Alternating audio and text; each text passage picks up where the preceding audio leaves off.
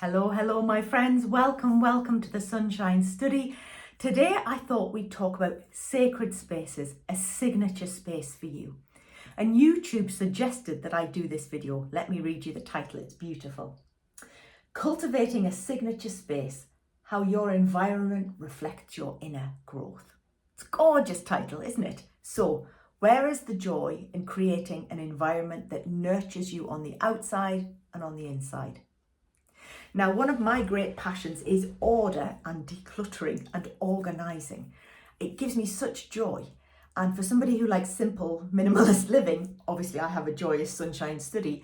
But the reason I have this study is because this is all kindness. These are all beautiful things people sent me that fill my soul, make me happy. I look at them. I have a lovely wall here. So I am trying to put on the outside what will fill me up on the inside. Every piece here has a memory, a kindness, a note attached to it that fills my soul. So there's a lot in here that's stimulating. The colour lifts my spirits, but I like a calm space. So the first thing to think about signature or sacred spaces is what is good for you. So there may be people who like a lot of colour, a lot of stimulation, a lot of print or pictures or wallpaper or stuff. So if that suits you, lovely. What I also find is that people who have busy brains often need calm external environments. So, are the colours calming? Is there a lot of clutter? Are there things around you to inspire you, keep you going? Let me just show you one of my things on here. This is a coaster that says, "Keep calm and shine your light," which one of my loveliest friends bought me. And it has a lighthouse on and birds flying. I love the thought of lighthouses.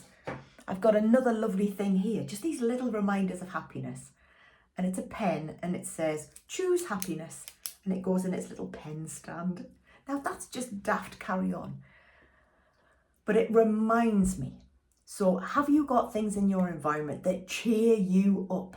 Now you may not want a silly pen or a coaster, but there may be a photograph, a place, a picture, a loved one that fills your soul.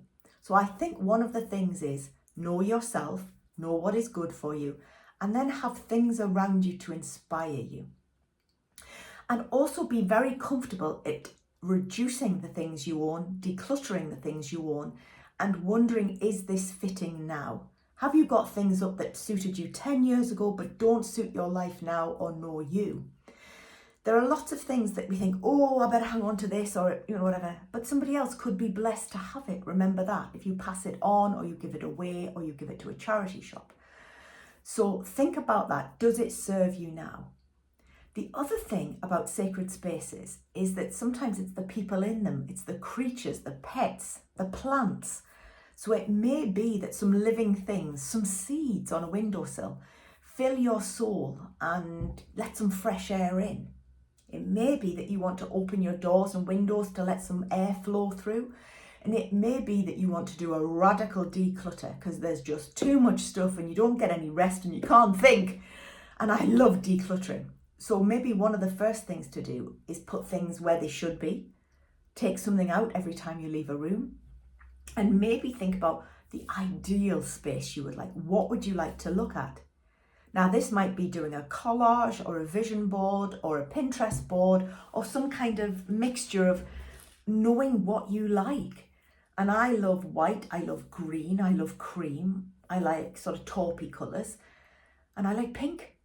So have I got those things around me? But I used to like sunshine yellow and orange, and I would have lived in an orange house a decade ago. I'm not sure my husband would have, but So think about what suits you now. And this is the busiest room in our home, but the rest of it, I work very hard not to be cluttered, but have enough things in for comfort and grace and that remind me of happy times and happy places. One of the things about sacred and signature spaces is that sometimes our stuff needs places to live, and it's the clutter because things are just random and there's nowhere to put them. They don't have a home. And sometimes they do have a home, but we don't bother to put it in. So is it easier to just throw your coat and bag on the floor when you come in? Or is it just a 30-second job to put them away, have them in the same place all the time, you never lose your keys, and then you have more peace? Because sometimes sort of a picked up house that is as clean and as comfortable as you can manage gives you peace. But it takes that initial bit of investment of time and energy. And then there are times where the house seems to bully us and we can never keep on top of it and the laundry's never done. But these are just emotional judgments and bullies, really, because most of us are busy, most of us are doing the best we can with what we have, and most of us also are very grateful for what we have. So it's really important not to compare what we have with other people, because there will be people looking at us who think, I wish I lived in their home. I wish I had what they had. I wish I had their level of confidence, security, talent, work, people, loved ones, dogs, pets, cats. So think about how grace-filled your life is, but also how appropriate your environment is in supporting you and the life that you want. Many of the experts who talk about micro improvements and 1% and 2% improvements is that they talk about doing things in stages. So if you want to go for more walks, that you have your trainers or walking shoes ready. They're loosened, they're open, or you put them on first thing in the morning, or that you have things by the door that you need to take out with you. So that not only has everything a home, but there is a system for things, and that things don't just pile up in a random way. And that we also realise that we're grown-ups and we need systems, we need some self-discipline, and we need some time at doing the adult things. And I call it life admin. And I have a little post-it note, a pink one at the moment. And on the other side are the current things I have to work my way through to keep us afloat and keep us going. And when I was very sick, I would have done anything to have worried about having a messy, dirty car. I would have done anything to worry about renewing the something insurance. I would have done anything to think about what food I needed to use up in the fridge. And it's very easy to slip into thinking that those life chores and doing laundry is just a chore. But it's a privilege to have it, and it's a privilege to be able to do it. So like everything in the work that I do with my counselling and coaching clients, is that our perspective on it is the first thing we can do. Be aware of it, have a wise perceptive outlook, and then do the best we can.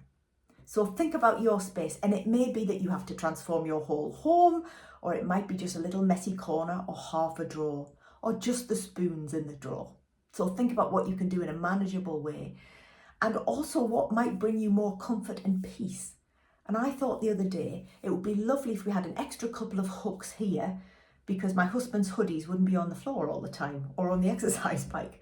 And it was the tiniest job ever. And I put up 3 hooks, and they've done quite well if I pick up the hoodies and put them up. But here's the thing, I had the energy, I had 2 spare hooks, and it solved a tiny little thing. So there will be always tiny little things, but they're tiny, great blessings of normal life. There is great wealth in normality of ordinary hours, and the more we savour those, the more joy we have in life and the more we can generate for other people. So let me finish with that lovely title, Cultivating a Signature Space, How Your Environment Reflects Your Inner Growth. So make sure it's reflecting who you are now, who you would like to continue to be and grow into. And that's an exciting prospect.